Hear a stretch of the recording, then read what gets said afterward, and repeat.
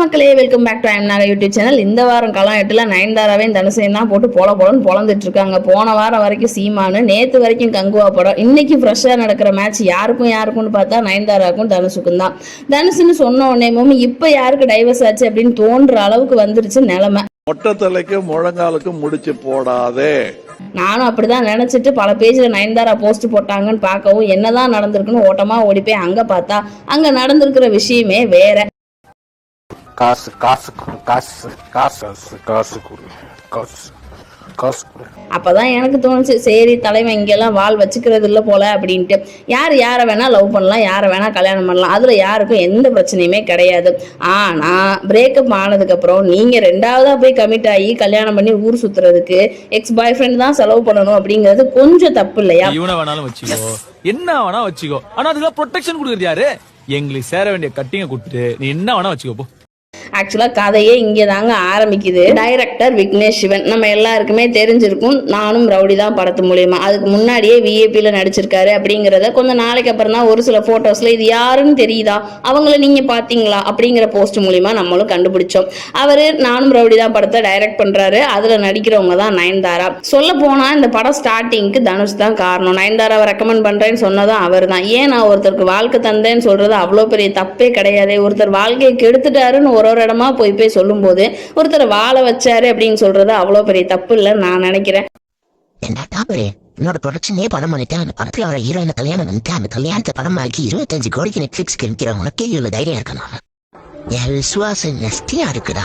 எல்லா பக்கமும் எனக்கு வாழ்க்கை தந்தேன்னு சொல்றது தப்பு தப்பு தப்புன்னு சொல்றீங்க. அப்படி பிடிச்சவங்க தோலை பிடிச்சி நீங்க ஏன் மேல வரணும்னு நினைக்கிறீங்க? நீங்களா ட்ரை பண்ணி வந்திருக்கலாமே அப்படின்ற கேள்வி எனக்கு ரொம்ப நாளா மனசுக்குள்ள இருக்குது. சரி வாங்க விஷயத்துக்கு போவோம். கதை ஆரம்பிச்சிருச்சா? ஒருத்தர் உங்களை நம்பி பணம் போட்டு படம் எடுத்து அதை யூஸ் பண்ணி நீங்க உங்க காதலை வளர்த்துக்கிட்டு 6 கோடியில முடிய வேண்டிய படத்தை நீங்க லாங் டிரைவ் போய் 20 கோடிக்கு கொண்டு போய் விட்டுருக்காங்க இந்த செலிபிரிட்டி கப்பலான நயன்தாராவும் விக்னேஷ் சிவனும். இது ஒரு கட்டத்துல தனுஷுக்கு படத்தை டிராப் பண்ணிடலாம் அப்படிங்கிற நிலைமைக்கு போயிட்டாரு. அப்பதான் விக்னேஷ் சிவனுக்கு நம்ம எதுக்காக கேமரா பேப்பர் பெண்ணுன்னு தூக்கிட்டு சுத்துறோன்ற சுயநினைவே வந்திருக்குங்க.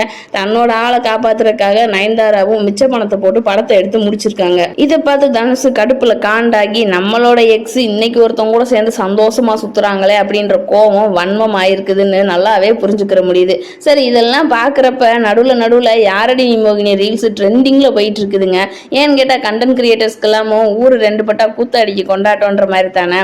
எங்கேயாவது பிரச்சனைனா போதும் அதை ரீல்ஸ் எடுத்து போட்டால் நல்ல காசு பார்க்கலாம்ல, அப்படித்தான் அவங்களும் பண்ணிட்டு இருக்காங்க.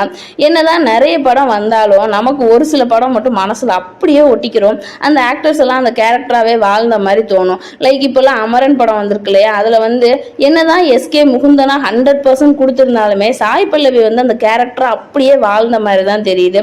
அதே மாதிரி தாங்க இதுவும். நான் இந்த காம்போ சொல்லுவேன்னு நினைச்சிங்களா? அஸ்கு புஸ்கு பிக்சரை பார்த்தா அக்கா தம்பி மாதிரி தாங்க இருக்கும். ஆனா படத்துல கெமிஸ்ட்ரி நல்லாவே ஒர்க் அவுட் ஆயிருக்கும். ஸோ இதெல்லாம் வச்சு பார்க்கும்போது தனுஷுக்கும் நயன்தாராவுக்கும் ஆரம்பத்துல நல்ல க்ளோஸ் தான், நல்ல ஃப்ரெண்ட்ஷிப் தான் இருக்கும்னு தெரியுது.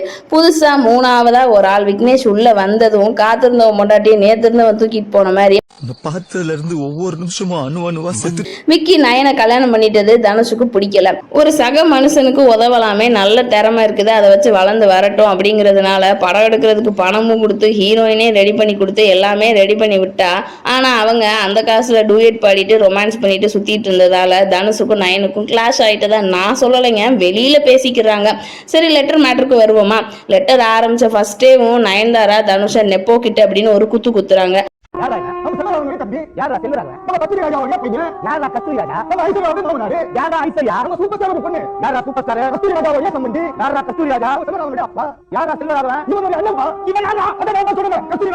அதுக்கப்புறமா உள்ள போக போக செல்ஃப் மேட் ஆக்ட்ரஸ்ன்னு ரிஜிஸ்டர் பண்றதுலேயே ரொம்ப கவனம் செலுத்தியிருக்காங்க.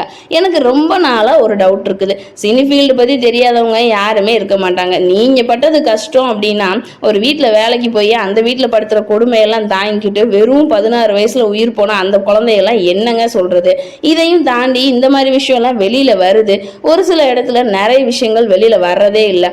2 குழந்தைங்களை வச்சுக்கிட்டு இல்ல தனியாவோ நம்மளோட ஃபேமிலியை நம்ம தான் காப்பாற்றணும் அப்படின்னு ஒரு பொண்ணு பாவம் கூலி வேலைக்கு போய் கஷ்டப்படுறவங்களெல்லாம் அந்த கஷ்டத்தை எப்படி சொல்றதுன்னு எனக்கு தெரியல, அந்த வழியை எப்படி மென்ஷன் பண்றதுன்னு எனக்கு தெரியல.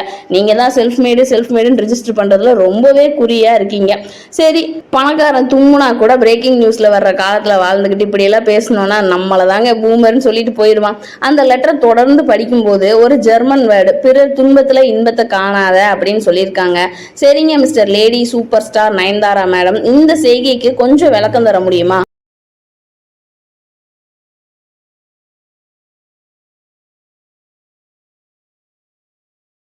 ஆன் ஸ்க்ரீன்லேயே சக ஆர்டிஸ்ட் இந்த மாதிரி அசிங்கப்படுத்தும் போது இவரெல்லாம் ஆஃப் ஸ்க்ரீனில் எப்படி ட்ரீட் பண்ணுவார்னு யோசிச்சு பார்க்குறதுக்கே ஒரு மாதிரி இருக்குது.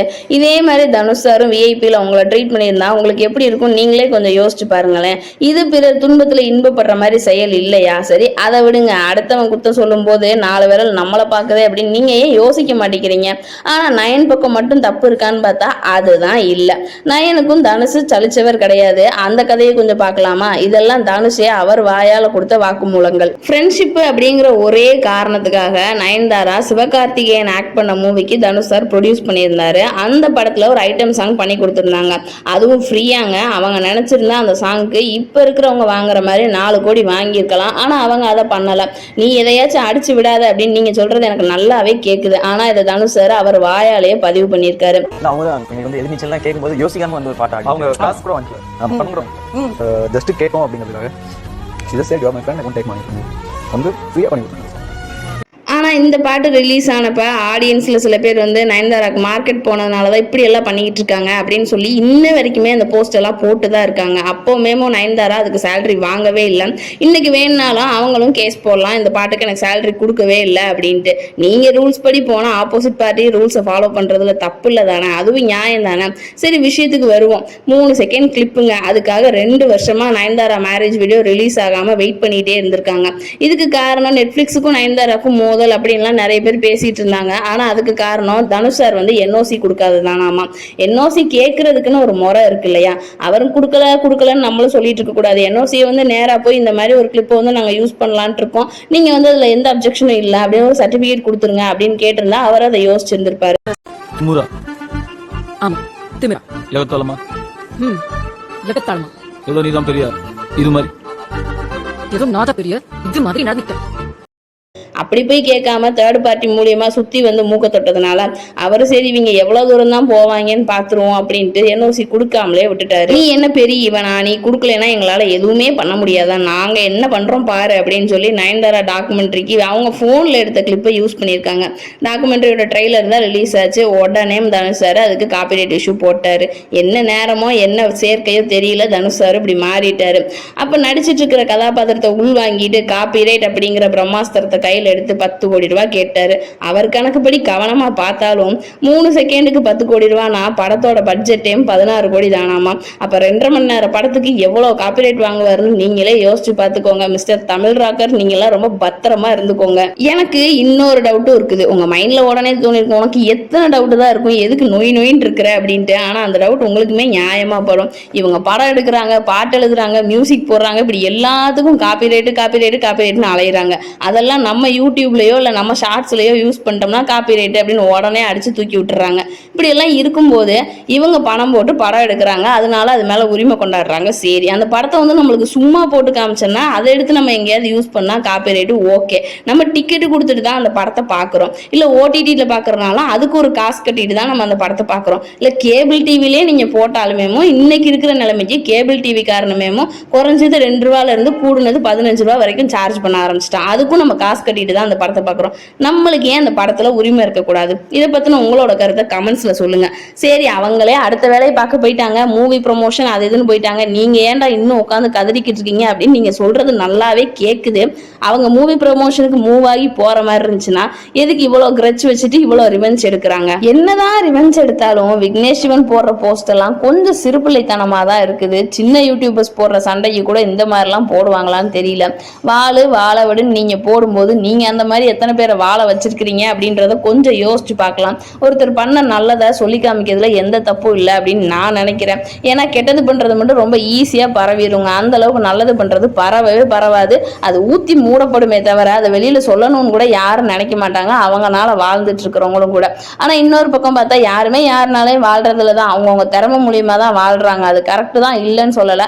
இருந்தாலுமே ஃபர்ஸ்ட் ஸ்டெப்பை ஏற்படுத்தி கொடுத்தவங்கள என்னைக்குமே மறக்க கூடாது. அப்படியே மறந்தாலுமே அவங்கள பத்தி இன்னும் நோண்டிக்கிட்டு அவங்களால நான் மேல வரலன்னு சொல்லி அவங்கள இன்னும் கொஞ்சம் டேமேஜ் பண்ணி எதுக்குடா அவங்களே இப்படி ஒரு விஷயத்த வாழ்க்கையில பண்ணணும், இப்படி ஒரு மனுஷனை எதுக்குடா சந்திச்சோன்னு யோசிக்க வைக்கிற அளவுக்கு நம்மளும் பண்ணிடக்கூடாது. சரி, தனுஷ் நயன்தாரா ஃபைட்டில் உங்க சப்போர்ட் யாருக்கு, யார் தப்பு பண்றான்னு நீங்க நினைக்கிறீங்க? இது எல்லாத்தையுமே கமெண்ட் பாக்ஸ்ல சொல்லுங்க. இந்த வீடியோ பிடிச்சிருந்தா லைக் பண்ணிட்டு சேனலை மறக்காம சப்ஸ்கிரைப் பண்ணிக்கோங்க. இப்பெல்லாம் வியூஸே போறதில்ல, அதுவும் ஏன்னே எனக்கும் தெரியல. சரி, அடுத்த ஒரு இன்ட்ரெஸ்டிங்கான வீடியோல மீட் பண்ணலாம். டாடா பாய்.